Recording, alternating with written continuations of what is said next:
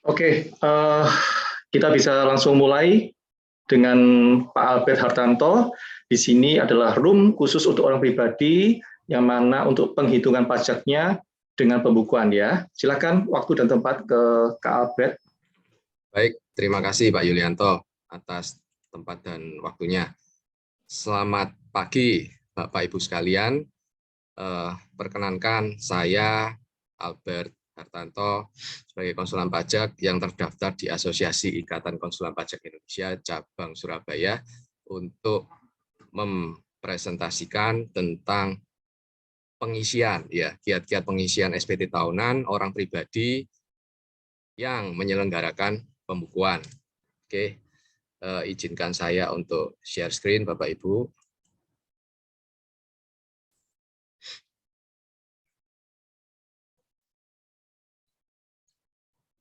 Baik. Sudah kelihatan ya Pak Yulianto ya untuk screen-nya ya. Masih ongoing, masih hitam. Oke, sekarang sudah kelihatan yang PowerPoint dasar ya Pak. Terima kasih. Oke.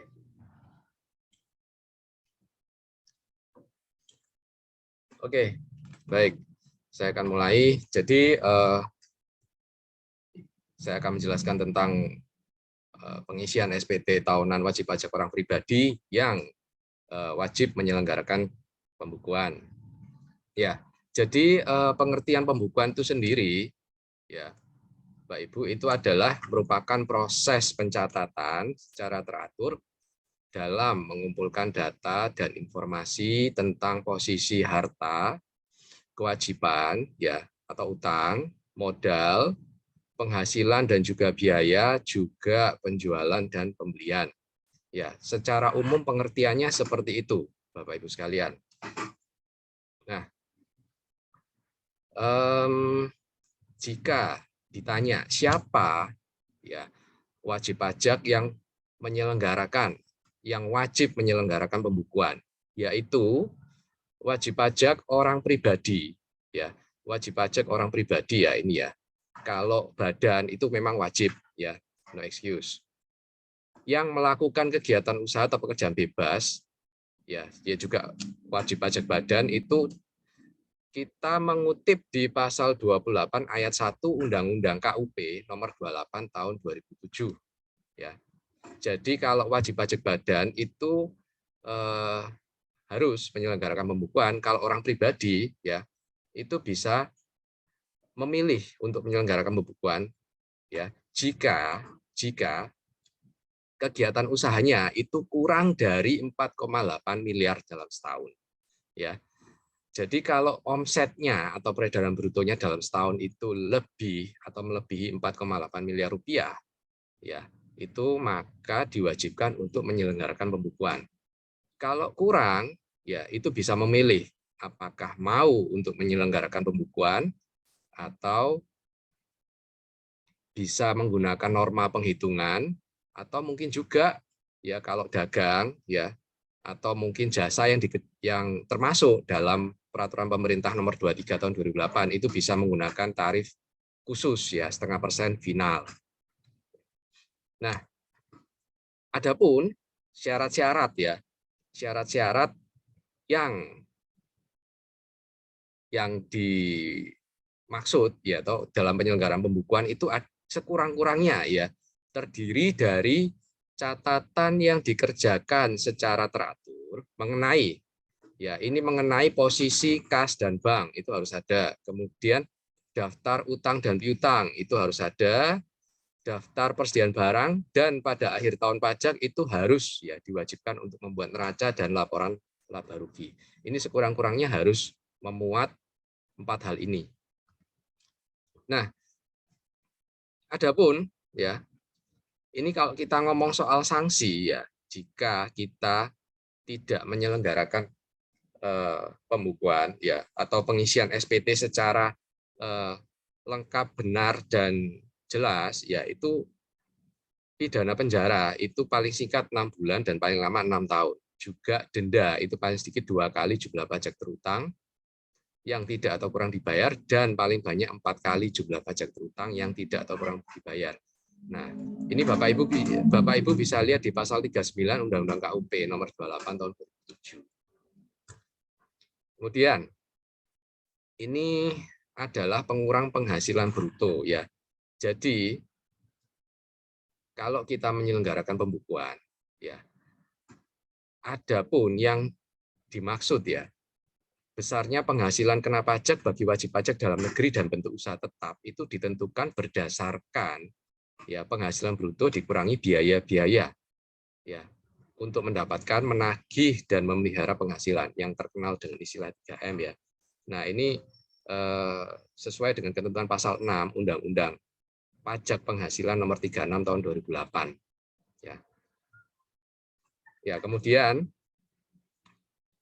mana-mana saja ya yang tidak boleh dikurangkan dalam menentukan besarnya penghasilan kena pajak bagi wajib pajak dalam negeri dan bentuk usaha tetap ya. Jadi ini yang disebut dengan istilah non deductible expense ya. Yang pertama itu adalah pembagian laba. Yang kedua itu adalah biaya untuk kepentingan pribadi ya dari pemilik atau pengurus perusahaan. Kemudian pembentukan atau pemupukan dana cadangan, premi asuransi, penggantian atau imbalan sehubungan dengan pekerjaan atau jasa atau natura ya ini ya. Kemudian jumlah yang melebihi kewajaran yang dibayarkan kepada pemegang saham atau yang mempunyai hubungan istimewa sehubungan dengan pekerjaan yang dilakukan. Nah, kemudian ada harta yang dihibahkan, bantuan atau sumbangan dan warisan. Pajak penghasilan ini juga tidak boleh dibebankan. Kemudian biaya yang dibebankan atau dikeluarkan untuk kepentingan pribadi, wajib pajak atau orang yang menjadi tanggungannya. Gaji yang dibayarkan kepada anggota persekutuan, firma atau perseroan komanditer yang modalnya tidak terbagi atau saham. Ya, jadi gaji yang dibayarkan kepada direktur CV ya misalkan atau persekutuan, firma itu tidak boleh dibebankan, harus dikoreksi secara fiskal. Ya. Kemudian sanksi administrasi berupa bunga, denda dan kenaikan. Jadi surat tagihan pajak, SKP, ya itu tidak boleh dibebankan juga. Nah, jika ini adalah koreksi fiskal ya, jika peraturan perpajakan tidak mengakui biaya yang dikeluarkan oleh perusahaan sebagai biaya atau non deductible expense. Jadi biaya-biaya yang ini ya, ini kalau misalkan dibebankan secara komersial, secara laporan keuangan komersial, maka secara fiskal itu harus dikoreksi.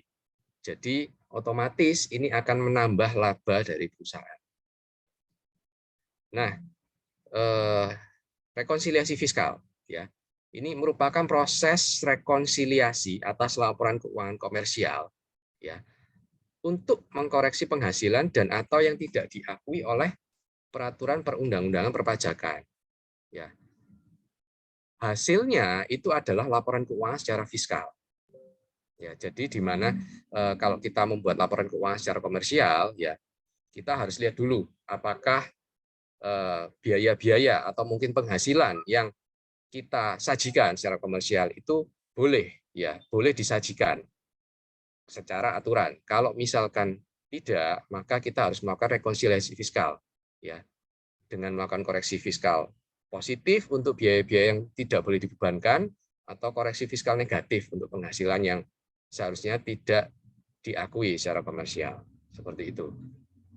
Nah, kemudian kita akan masuk sedikit ya ke contoh kasus ya.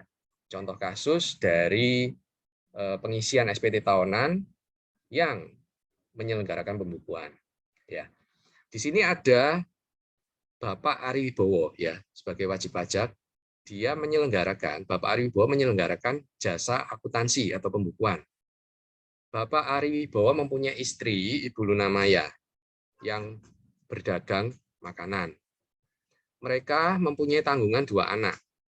Ya, jadi untuk status PTKP dari Bapak Ari Wibowo ini adalah K2. Ya. Kemudian penghasilan bruto di tahun 2019 ya. Itu Bapak Ari Wibowo itu mempunyai penghasilan 700 juta rupiah dari jasa pembukuan.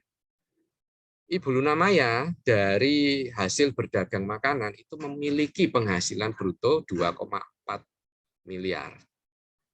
Adapun penghasilan lain-lain dari Bapak Aribowo dan Ibu Luna Maya itu adalah keuntungan penjualan aset, kemudian mendapatkan dividen dan bunga deposito dan obligasi.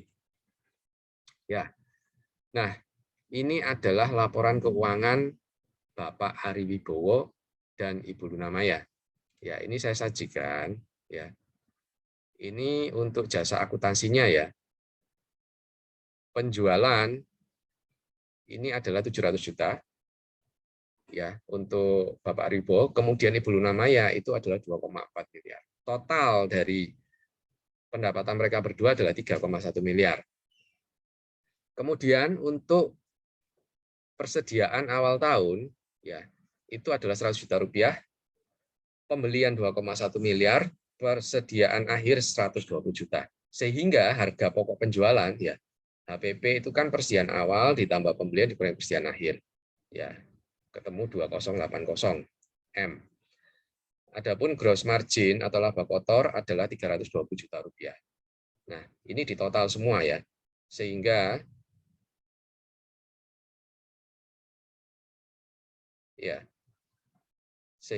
itu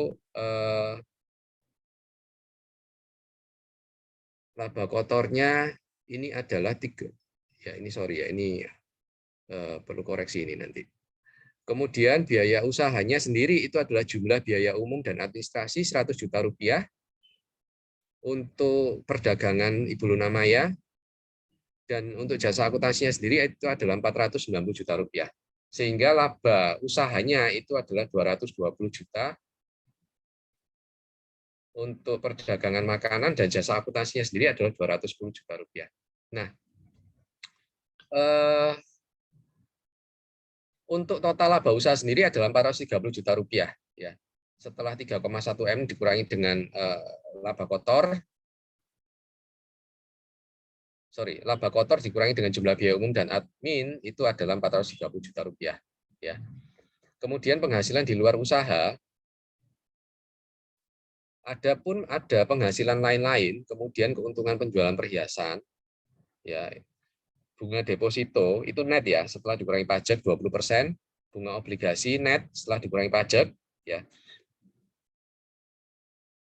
15% ya kalau bunga obligasi saat itu ya, itu 21.250.000.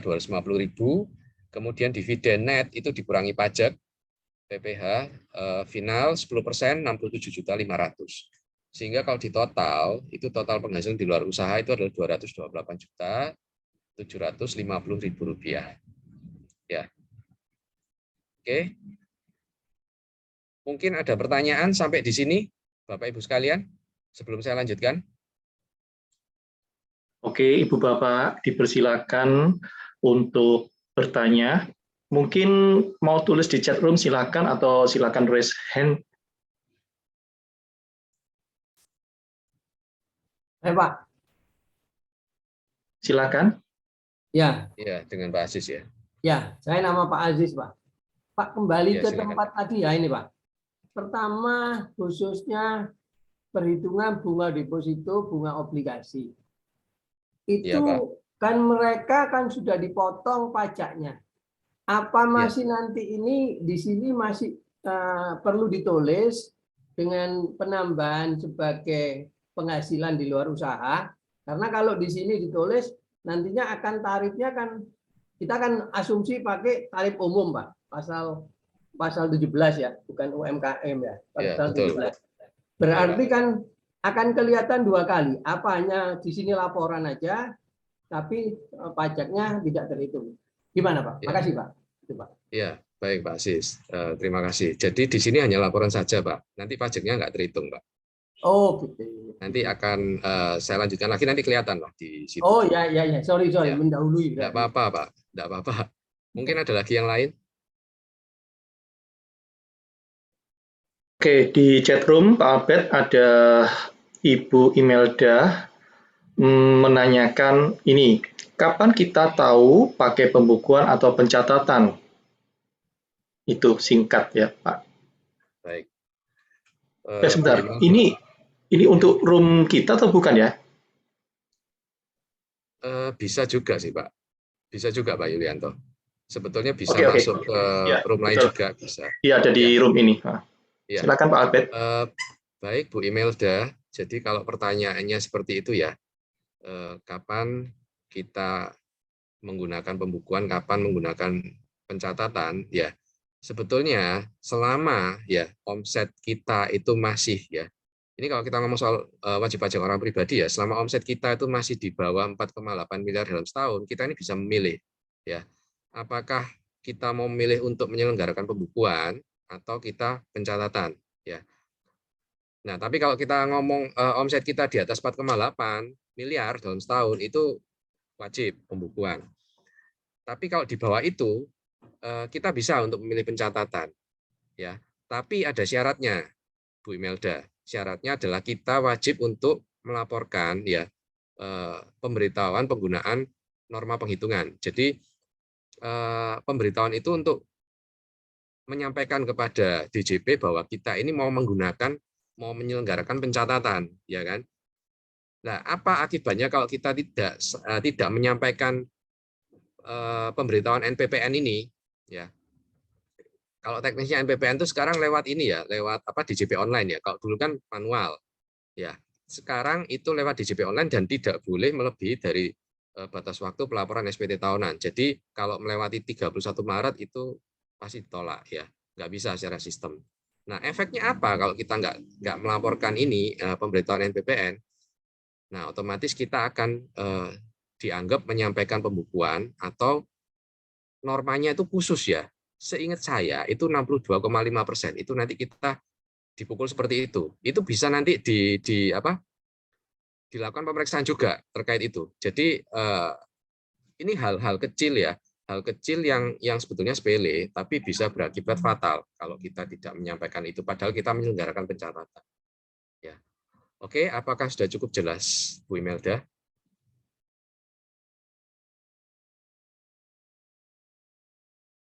Oke ya, saya anggap cukup ya. Iya. Mungkin ada lagi yang lain? Silakan. Kalau tidak ada, saya bisa lanjutkan. Oke, Pak Albert, ada satu yang di dalam chat. Ya. Pagi Pak, izin bertanya, apakah sekali pembukuan wajib seterusnya pembukuan? Misalnya, omset tahun ini turun di bawah 4,8 miliar. Begitu Pak Albert? Oke, ini pertanyaan yang bagus, cukup sulit juga karena gini, selama ini ya Pak ya, saya ini belum menemukan adanya aturan yang istilahnya menegaskan bahwa sekali pembukuan itu kita harus selamanya pembukuan. Ya, tolong koreksi saya jika saya keliru ya. Nah, jadi kesimpulan saya adalah boleh saja kalau misalkan kita ini dari pembukuan beralih ke pencatatan kembali, ya kan? Atau mungkin kita dari awal pembukuan, nanti sewaktu-waktu kita karena memang secara aturan kita memang diperbolehkan untuk pencatatan, ya kita bisa untuk beralih ke pencatatan. Ya, dalam prakteknya sih ada yang seperti itu ya. Dalam prakteknya ada yang seperti itu. Jadi dari pembukuan itu beralih ke pencatatan. Dan ya sampai sekarang sih untungnya ya toh, ya semoga aja nggak ada apa-apa gitu loh. Ya nggak ada apa-apa memang sampai sekarang gitu. Jadi memang sekali lagi bahwa secara aturan sih saya tidak menemukan ya, maksudnya sekali pembukuan itu tidak diperbolehkan untuk beralih kembali ya. Tolong koreksi saya jika saya keliru. Oke, terima kasih. Mungkin saya bisa nambahkan informasi, Pak Albert. Ya. Jadi untuk pemberitahuan norma penghitungan itu dilakukan setiap tahun, maksimal 3 bulan sejak berakhirnya tahun pembukuan. Tahun pembukuan umum ya, dari Januari sampai Desember. Namun ada juga pembukuan yang misalkan ya, mulai dari bulan Juli, berakhir di bulan Juni. Seperti itu. Jadi yang dimaksud dengan pemberitahuan norma penghitungan itu dilakukan maksimal 3 bulan semenjak berakhirnya tahun pembukuan. Kalau tadi tahun pembukuannya berakhir di bulan 6, otomatis di bulan 9, ya, itu adalah batas terakhir memberitahukan bahwa dia akan menggunakan norma penghitungan. Jika tidak memberitahukan norma penghitungan, dianggap dia pembukuan. Itu ya tambahan dari saya, Pak Albert. Jadi kalau dipaksakan apakah pindah dari pembukuan karena keluar dari 4,8 M, kayaknya belum tepat, Ibu. Jadi sorry, Ibu lean in ya. Jadi mengacu ke aturan aja. Jadi 3 bulan itu Ibu kalau melakukan pelaporan menggunakan norma, Ibu masuk ke norma. Terima kasih. Terima kasih Pak Yulianto. Selamat siang, Pak. Oke, Izin baik. bertanya boleh, Pak? Silakan Pak Ai Hendriawan. Iya, terima kasih sebelumnya, Pak. Perkenalkan, nama saya Ai Hendriawan. Saya izin mau bertanya, pada awal bulan sampai contoh sebagai awal bulan sampai bulan Juli, kita menggunakan pembayaran menggunakan UMKM 0,5%. Tapi di tengah perjalanan, omset kita misalnya di bulan Oktober, omset kita melebihi 4,8 M atau sekitar hampir 5 M. Ya. Bagaimanakah cara pelaporan dan perhitungan antara migrasi ke UMKM dengan perhitungan menggunakan pembukuan? Mungkin gitu, Pak Albert. Terima kasih. Selamat pagi, Pak. Pagi, Pak. Oke, Pak. Jadi yang 0,5% dari Januari sampai Juli, Pak ya. Baik ya. Iya, Pak. Itu tidak menggunakan pembukuan ya, asumsinya ya. Iya, sebelumnya kita tidak menggunakan pembukuan, tapi di tengah perjalanan omset kita naik. kok melebihi gitu. Melebihi 4,8. Oke. Iya, betul. Jadi meskipun omsetnya itu melebihi 4,8 M dalam bagian tahun pajak, Pak ya. Jadi misalkan ini tahun 2021, tahun kemarin ya 2021, betul. Itu bulan Oktober 2021 itu omsetnya sudah 4,9 M katakanlah. Betul. Ya, kita masih tetap Pak, masih tetap untuk menggunakan tarif khusus 0,5% sampai dengan tahun pajak itu berakhir. Nah, setelah tahun pajak itu berakhir, ini kita asumsi dari Januari sampai Desember Pak ya, tahun iya, pajaknya. betul. Nah, setelah Desember 2021 kita melaporkan SPT tahunan, ya kan, dengan menggunakan tarif khusus. Nah, itu kan kita sudah mendeklar bahwa omset kita ini sudah melebihi 4,8 M dalam setahun. Nah, otomatis di tahun 2022 kita wajib untuk menyelenggarakan pembukuan dan tidak diperbolehkan lagi untuk menggunakan tarif khusus sesuai PP 23 tahun 2018. Jadi kita wajib untuk menggunakan tarif umum pasal 17 ya.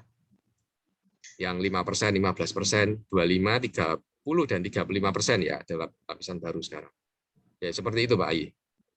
Oke Pak, makasih Pak Albert. Oke, sama-sama Pak. Oke, bisa saya lanjutkan dulu ya. Bapak Oke, kita lanjut aja Pak Albert ya. Ya, terima kasih Pak. Ya, total penghasilan di luar usaha kan 228.750.000 ya kan. Nah, ini ya kita langsung pindahkan ke form ya.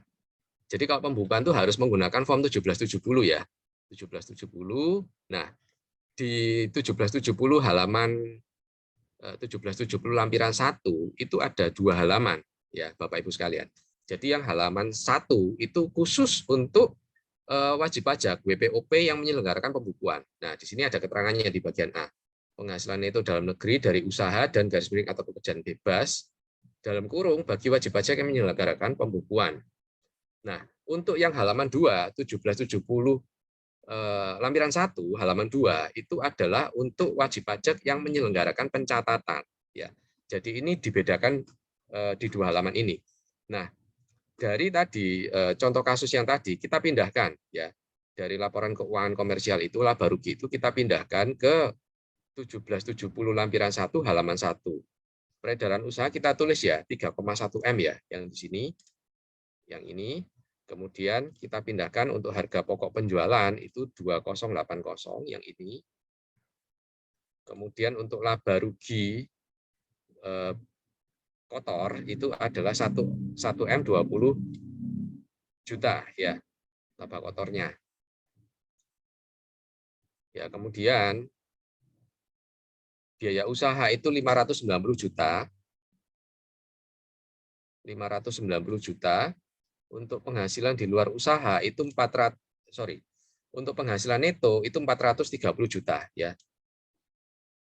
Ya ini penghasilan neto itu 430 juta. Kita pindahkan semua ke form ini ya. 1771 halaman 1. Nah, kemudian kita lihat yang di bagian bawah ya, tetap di form yang sama 1771 halaman 1 yang bagian bawah ya. Ini ada penghasilan neto, kemudian nah ini yang kita namakan tadi rekonsiliasi fiskal. Jadi kita koreksi fiskal positif. Yang mana? Yang mana yang kita koreksi fiskal positif? Yang kita koreksi fiskal positif adalah biaya-biaya. Ya, biaya-biaya yang sifatnya ini final, yang di sini ya. Yang dari bulu namaya, dagang makanan, yang dikenakan PP 23. Ya. Ini itu kita koreksi fiskal semuanya ya. Jadi biaya-biaya yang terkait dengan ini semuanya itu kita koreksi fiskal. Ya. Kemudian untuk pendapatannya juga kita koreksi fiskal semuanya ya. Itu 2,4 M. Ya. Yang ini ya. 2,4 M ya, yang atas sendiri ini, yang atas sendiri ini. Ya. Oke. Nah, jadi jumlah bagian A-nya itu adalah 210 juta. Jadi khusus untuk yang jasa akuntansi ya. Karena dagang makanannya tadi sudah dikenakan pajak secara final. Jadi kita perlu untuk koreksi fiskal. Kita lakukan koreksi fiskal di sana. Nah, kemudian dari 210 juta tadi yang laba bersih, setelah rekonsiliasi fiskal ya, kita pindahkan ke form induk ya. Kita pindahkan ke form induk 210 juta ya. Kemudian kita ada penghasilan itu dalam negeri lainnya itu 20 juta. Ya. Dalam negeri lainnya itu apa? Ya ini. Penghasilan lain-lain 5 juta dan keuntungan penjualan perhiasan ini 15 juta. Jadi tadi yang bunga deposito, bunga obligasi dan dividen ini tidak masuk ya. Hanya yang dua atas ini saja. 20 juta ini. Ya. Nah, kemudian di total 210 juta ditambah 20 juta rupiah itu adalah 230 juta rupiah. Ya. Kemudian kita kurangi ya dengan PTKP ya KI 2 ya. Ini sorry ya, ini PTKP-nya yang lama ya. Jadi kalau yang sekarang ya, kalau penghasilan gabungan suami istri ya itu berapa ya? 72 juta 60, kalau K2 itu kan 67.500 ya, 67.500 ditambah 54 juta ya. Seperti itu. Ya, tapi kalau kita pakai angka itu nanti penghasilan kena pajaknya minus ya. Jadi kalau kita pakai yang lama itu kenanya adalah 175 juta 325.000 untuk PKP-nya. Kemudian dari angka itu kita hitung ya PPh terutangnya menggunakan tarif pasal 17 ya. Tarif pasal 17 5% untuk batasan penghasilan kena pajak ya 0 sampai 50 juta. Ya, itu sampai dengan 2021 ya. Kalau 2022 itu sudah beda, lapisannya sudah 0 sampai 60 juta. Ya. Dan seterusnya.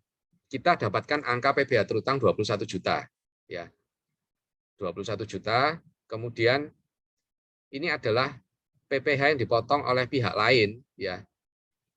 Yang dipotong oleh pihak lain itu bisa PPh 21 atau PPh 23. Ada banyak ya. Nah, kemudian ada PPh yang harus bayar sendiri itu 17 jutaan. Nah, asumsi ini Pak Ari Wibowo ini membayar angsuran PPh pasal 25 dalam setahun ya. itu totalnya 5.250.000. Sehingga kalau ditotal itu kredit pajaknya ya itu kurang bayarnya PPh pasal 29 itu adalah 12 jutaan. 12 298.750. Ini kita bagi 12, ketemu angsuran PPh pasal 25 untuk tahun pajak berikutnya ya. Oke. Nah, dari sini kita susun neracanya ya, neracanya posisi kas dan setara kas. Ini asumsi ya, asumsinya diketahui untuk kas dan setara kasnya sekian, piutang usahanya dan lain-lain, aset tetap, hutang-hutangnya dan modalnya ini sekian. Total aset sekian, total kewajiban dan ekuitas sekian. Ya. Ini adalah neracanya. Posisi harta, kewajiban dan modal untuk Bapak Ariwibowo yang tadi ya. Nah, ini adalah untuk Ibu Luna Maya, jadi dibuat sendiri-sendiri ya, terpisah. Nah, ini adalah hutang PPh final. PP 23 tahun 2018 0,5% ya. Nah, ini diketahui seperti ini ya toh.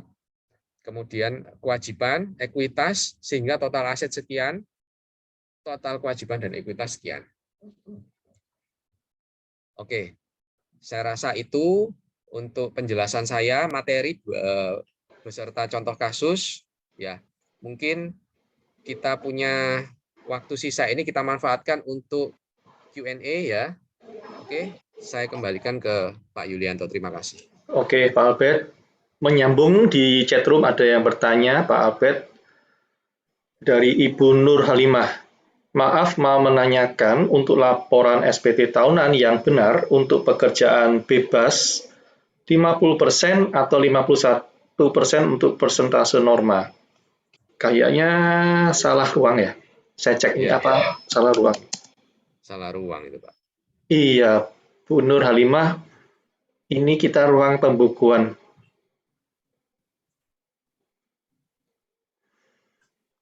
Jadi mungkin ada waktu bisa bergeser ke room yang nomor 3 ya, Bu Nur Halimah. Oke, Pak Albert, di chat room ada yang bertanya, meminta. Maaf Pak, apakah boleh saya minta PPT materi webinar hari ini? Terima kasih sebelumnya Pak. Oke. Begini, Ibu ya, Angelin. Materi ini nanti akan disediakan oleh panitia. Kami belum tahu kapan membagikannya. Jadi mungkin nanti di panitia yang akan menyampaikan ya di Zoom meeting ini. Oke. Pak mau bertanya. Oke, ini Pak Aziz kembali ya. Ya, boleh nanya. Oke, silakan Pak Aziz. Boleh nanya lagi ya Pak ya. Boleh. Pertama gini Pak, nah ini kan ruang untuk BP pribadi pembukuan, ya Pak ya. Saya sebagai BP pribadi ada 2 objek yang seperti tadi contohnya, ada kena PP 23 dan yang kedua ada memakai pasal 17 yang tidak omset objek tidak kena PP 23. Jadi dalam pelaporan SPT PPh pribadi tadi itu dua-dua dimasukin seperti contoh tadi, dan yang pasal 23 itu juga bagaimana perlakuannya di SPT yang sudah dipotong final. Jadi saya kena objek dipotong dengan PP 23 setengah persen, dengan yang kedua adalah dengan omset saya sendiri dengan pasal 17. Saya pikir itu Pak, sedikit pertanyaan saya. Terima kasih Pak. Oke. Ya baik. Izin jawab ya, Pak Aziz. Jadi untuk pertanyaan Pak Aziz ya, kalau terkait dengan ada yang dikenakan pajak penghasilan ya final PP 23 ya. Satunya lagi mungkin itu ada penghasilan ya yang dia catat secara pembukuan ya toh. Nah, bagaimana? Tadi kan saya lebih fokus ke untuk pengisian secara pembukuannya ya. Nah, bagaimana untuk PP23-nya? Ya, oke, saya izin share ya. Saya izin share. Nah, untuk PP23-nya itu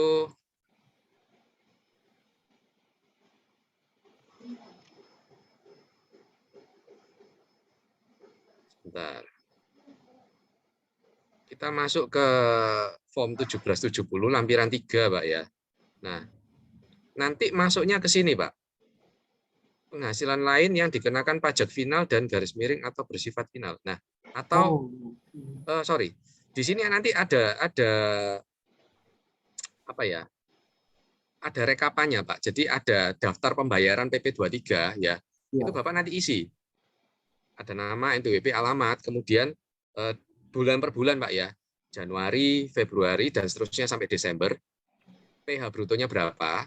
Bapak isi di situ. Kemudian pajaknya Tambahan berapa? lampiran berarti, Pak ya? Ada lampiran khususnya, Pak, di situ. Ya, berarti tambahan lampiran di SPT. Betul, Pak. Nah, nanti dari rekapan itu totalnya masuk ke sini, totalnya. Ya. Nah, ini sudah nggak ngeling kemana-mana karena ini adalah penghasilan dikenakan pajak final. Oh, nggak ngeling, Pak ya? Nggak ngeling ke depan dia. Nggak ngeling ke depan. Nggak ngeling ke depan. Jadi kalau kita ngomong ya, ini terpisah ya. Ini kalau kita ngomong bukan, kalau India khusus hanya 0,5% saja, yang di induk itu kosong semua, Pak. Oh. Yang ada isinya cuma yang ini aja. Ya, ini saya tunjukkan ya. Ini kosong semua. Yang ada isinya itu hanya PTKP ini aja. Kosong semua. Jadi pajaknya nihil. Seperti itu, Pak. Oh, Pak, sebentar. Saya kemarin yang lalu itu pernah ada pembahasan. Saya tambahin dikit boleh ya, Pak ya? Boleh, Pak. Khususnya pembukuan, tapi kita misal satu aja objeknya kena 0,5. Berarti di induk itu nggak ada pembukuan, nggak ada harga pokok, nggak ada ini di induknya atau di lampirannya. Tadi gimana, Pak? Tadi jadi pembukuan. Gini, Pak. Sorry. Nah, kita ada pembukuan, ya Pak ya. Ada perhitungan laba rugi. Tapi kita juga kita pakai PPh final. Ya, PPh final. Jadi dari omset kita kalikan 0,5% adalah PPh yang kita bayar. Walaupun kita pakai pembukuan. Betul. Ya, Pak. Berarti pada saat pengisian SPT, ya, lampiran-lampiran yang ada itu nggak perlu diisi supaya tidak ngeling ke atas, ke depan, gitu Pak. Jadi gini, jadi kalau kita ngomong pembukuan ya, sebetulnya ya, ini saya ngomong dulu. Kalau misalkan kita pakainya 0,5%, Pak ya, ini berarti dalam artian wajib pajak ini omsetnya di bawah 4,8 miliar dalam setahun, ya. Tapi memilih untuk menyelenggarakan pembukuan, ya, meskipun 0,5%. Nah, kalau seperti itu gimana? Nah, kalau seperti itu berarti yang lampiran 1771 halaman 1 tadi tetap diisi, Pak. Tetap diisi. Peredaran brutonya berapa? Kemudian harga pokoknya berapa? Laba kotor. Ya. Sampai ketemu laba bersih. Oke. Nah, kemudian Bapak rekonsiliasi fiskal. Bapak koreksi fiskal positif semua. Oh, biayanya itu dikoreksi semua, ya, supaya nol. Kemudian penghasilannya Bapak koreksi negatif, sehingga laba bersihnya nol, pindah ke depan, itu nol semua, Pak, ke induknya. Ya. Jadi final, seperti itu ya, Pak, ya. Oke. Ya, terima kasih. Terima kasih, Pak. Oke, Pak Albert. Ini kita waktunya sebetulnya harus pindah ke room 5. Room 5 ya, Pak. Bagaimana? Kita pindah sekarang, tapi di chat room ada pertanyaan cukup banyak ya. Dari Pak Peter Suyanto, Ibu Nurul Hamidah, kemudian Ibu Dewi, dan Pak Peter. Ada 4 orang. Kita stop dulu, jangan bertambah lagi pertanyaannya, kita jawab 4 ini dulu ya Pak Albert ya. Ya. Pertanyaannya hanya 4 aja ya. Oke. Boleh. Ya, jadi Pak. Jangan Pak Asis, kita hanya kasih 4 orang aja. Ya. Pak, monggo lanjut. Nanti boleh tanya lanjutan Pak secara pribadi ke kita Pak. Ya. Ya, setelah ini. Oke. Ya, yang pertama Pak Albert, ini. Untuk mana nih paling atas berarti Pak Peter Suyanto. Pak, apakah kalau ada penghasilan luar negeri maka otomatis harus pembukuan meskipun sudah menyampaikan norma penghitungan pajak. Ada tambahan dari Pak Peter Suyanto, Pak Albert, jadi ada 2 chatnya. Apakah definisi penghasilan luar negeri? Apakah penghasilan dari kegiatan yang dilakukan di luar negeri, seperti bekerja di luar negeri dan investasi di luar negeri, ataukah termasuk yang kegiatannya di negara Kesatuan Republik Indonesia tetapi pembayaran dari luar negeri? Apakah ada aturan yang bisa kami pakai sebagai acuan? Jadi pertanyaannya yaitu kembali lagi Pak tentang penghasilan yang luar negeri. Apakah di Indonesia menerima penghasilan dari luar negeri atau orang ini ada di luar negeri? Itu pertanyaan dari Pak Peter, Pak. Silakan Pak Albert. Ini pertanyaan yang sulit ya, cukup sulit. Ya, oke Pak Peter, saya coba untuk menjawab ya. Jadi untuk pertanyaan yang pertama, apakah kalau ada penghasilan dari luar negeri maka otomatis harus pembukuan? Tidak, Pak. Ya. Jadi kalau ada penghasilan dari luar negeri, ya selama omsetnya itu di bawah 4,8 miliar dalam setahun, Bapak bisa kok untuk memilih menyelenggarakan pencatatan, ya. Nah, atas penghasilan yang dari luar negeri itu seandainya jika dipotong pajak oleh otoritas pajak di negara setempat, ya, maka Bapak bisa gunakan itu ya pemotongan itu sebagai kredit pajak ya, PPh pasal 24 ya. Dan itu akan mengurangi penghasilan Bapak, mengurangi pajaknya Bapak di SPT tahunan Bapak. Ya. Oke. Nah, untuk yang kedua, pertanyaan kedua, apakah definisi penghasilan luar negeri? Apakah penghasilan dari kegiatan yang dilakukan di luar negeri? Ya. Ataukah termasuk yang kegiatannya di NKRI tetapi pembayaran dari luar negeri? Ya. Jadi, penghasilan luar negeri itu ya menurut hemat saya itu adalah yang kita lakukan ya, itu sesuai dengan istilahnya sesuai dengan peraturan negara setempat ya. Nah, kalau misalkan kita lakukan pekerjaan di Indonesia tetapi kita menerima penghasilan dari luar negeri, ya itu termasuk penghasilan dari dalam negeri juga sebetulnya ya, seperti itu ya menurut hemat saya. Oke, kalau menurut saya ada koreksi, ya silakan. Oke. Oh sorry, Pak Albert. Ya. Kayaknya kita teruskan aja. Oke.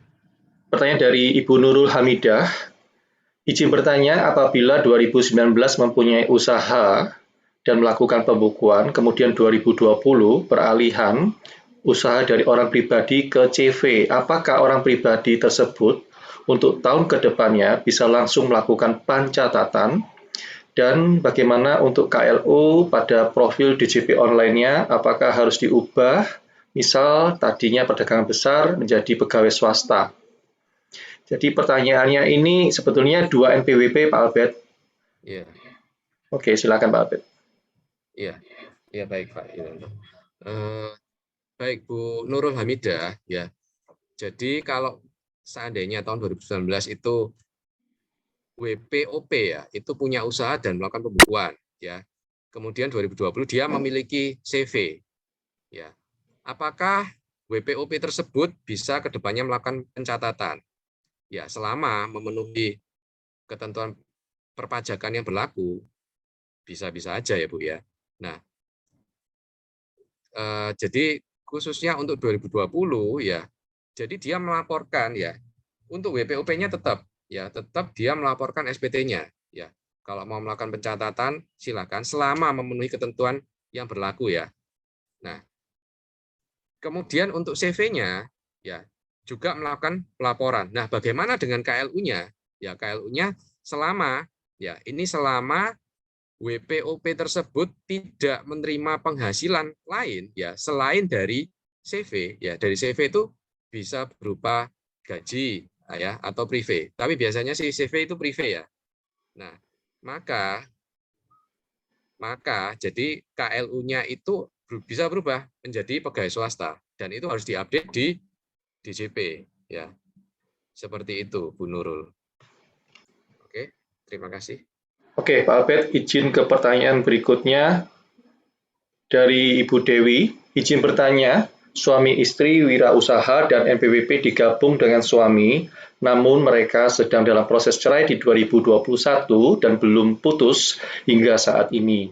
Komunikasi antara suami istri sulit, jadi bagaimana cara istri melaporkan SPT/OP-nya atas penghasilannya sendiri, bagaimana pula kalau mau ikut PPS, dan bagaimana pula dengan pelaporan hartanya.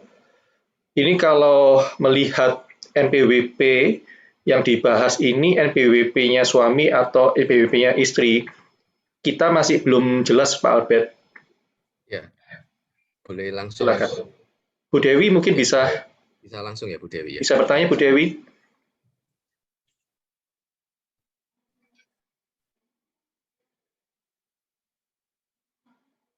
Bu Dewi? Kami belum jelas NPWP atas nama istri atau suami. Halo? Ya. Ya Pak, NPWP atas nama suami, karena istri ikut suami kan, NPWP digabung. Oke. Silakan Pak Albert. Ya oke. Jadi kalau misalkan kondisinya seperti ini ya, sedang dalam proses cerai, ya. Padahal NPWP-nya itu gabungan dengan suami. Nah, ini gimana? Ya, tetap menurut saya itu SPT itu dilaporkan tetap atas nama suami, ya. Tetap atas nama. Ya, jadi NPWP-nya satu ya Bu ya. NPWP-nya satu kan. Jadi tetap atas nama suami. Gimana? Satu ya? Ya betul. NPWP satu. Nah, jadi tetap dilaporkan atas nama suami, Bu. Ya, jadi nggak ada akses ya, Pak? Nggak bisa, Ibu. Kalau seperti itu kondisinya, Ibu harus selesaikan dulu dengan suami, ya. Meskipun Ibu sudah susah untuk berhubungan, gitu loh. Ya, jadi tapi, istri nggak bisa lapor dulu lah ya, karena kan nggak bisa lapor kalau nggak bisa ada akses ke NPWP suaminya, kan? Iya, jadi kalau istri mau melaporkan, ya toh, kalau kondisinya seperti itu sudah tidak bisa berhubungan lagi, bagaimana caranya? Ya toh, ditunggu proses cerai berlangsung selesai, nanti si istri mengurus NPWP sendiri, Ibu. Oke, berarti nanti otomatis kan suami istri ini nggak ada yang lapor ya, karena kan biasanya selama ini istri yang bantu kan mengerjakannya. Oh gitu. Nah, iya, sedangkan mau ikut PPS atau daftar harta aja, jadi nggak ada yang lapor dua-duanya ini. Iya, ya selama. Mungkin saya bantu jawab Pak Albert. Karena kan mau lapor susah. Iya. Bu Dewi. Ya, silakan Pak Yulianto. Kondisi mengisi SPT itu ada kondisi banyak Bu, tidak kawin, memilih terpisah dan pisah harta. Kalau saat ini Ibu masih menggunakan NPWP suami, namun Ibu berkeinginan untuk memiliki NPWP, Ibu bisa memilih yang namanya kode MT Bu, memilih terpisah, tanpa menunggu inkrah dari pengadilan. Kalau inkrah itu nanti pilihannya adalah PH Bu. Karena Ibu tidak memilih PH, Ibu memilih MT, silahkan Bu. Mendaftar kapanpun dan membuat SPT dan memasukkan dan ikut dengan PPS. Karena PPS itu syaratnya adalah SPT tahunan pasal tahun 2020 ya. Jadi meskipun Ibu mempunyai NPWP di tahun 2022, Ibu harus melaporkan SPT tahun 2020 juga. Jadi pilihan ada di Ibu mau menunggu inkrah atau langsung membuat NPWP di tahun ini. Itu yang bisa saya tambahkan. Itu sudah dilakukan Pak, lagi tahun 2021 itu sudah diajukan untuk menggunakan MT. Tapi kantor pajaknya menyatakan bahwa harus ada surat pernyataan bahwa nanti digabung dengan laporan suami. Jadi pada saat menggunakan MT, tapi kan ujungnya harus digabung, gitu loh. Nah, jadi KPP-nya nggak bisa nerbitin, gitu loh. Karena susah. Nah, itu bagaimana tuh? Udah diajukan. Misalkan Ibu mau lapor, karena susah juga kalau Ibu MT melaporkan SPT sendiri. Nah, gimana kondisinya untuk harta-harta yang tercatat, yang sudah tercatat di SPT-nya suami, ya kan? Yang mana yang masuk istri, yang mana yang enggak. Sedangkan suami sendiri kan selama ini pelaporannya kan melalui ibu juga, iya kan? Ya, biasanya kan dia nggak mau tahu ya, gitu kan? Ya. Dan pihak KPP nggak bisa memfasilitasi itu ya Bu ya. Misalkan untuk memberikan SPT yang sudah pernah dilaporkan ya. Ya kalau itu berarti ya susah Bu. Memilih mendaftar MT pun akan susah. Iya, itu dia makanya jadi kasihan nih banyak teman-teman yang kasusnya kayak gini, nggak bisa lapor dia. Mau ikut bener tapi nggak bisa. Oke, Pak Albert, Atau apa gitu. kayaknya kita sudah habis waktu. Sorry Bu, kita nggak bisa, dan Ibu dan Bapak sekalian, kita Dilanjut nggak ya, Bu, bisa ya, nanti ya. memberikan Untuk kesempurnaan wanita-wanita yang dan begini kebanyakan waktu kasusnya. ya. Ya, Iya, jadi iya. kita kembali ke breakout room. Sorry, kita pindah ke breakout room 5 ya. Kabar-kabarnya. Ya, baik. Iya. Oke. Terima kasih. Silakan berpindah. Sampai jumpa. Terima kasih Terima semuanya. kasih. Terima kasih.